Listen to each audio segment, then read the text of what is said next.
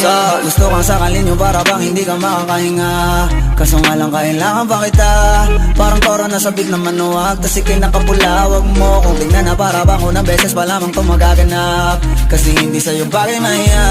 Mas kilala kita pag nakahiga. Doon ka mang walang hiya. Paglapag ng unan, pwede na nating kunan. Wala nang mahabang usap, alak lang ang puhunan. Huwag ka mag-alala, di ka isa sa mga panlaman tiyan ko na parang pulutan.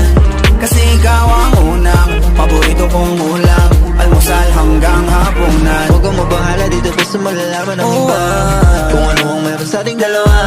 Sa kanila di na yung mahalaga, bigit mga mata, Para ba naman kasi di talaga na makakaila kung ano ang meron sa ating dalawa. Lalo pag tayo ay magkatabi na, may damit man na wala,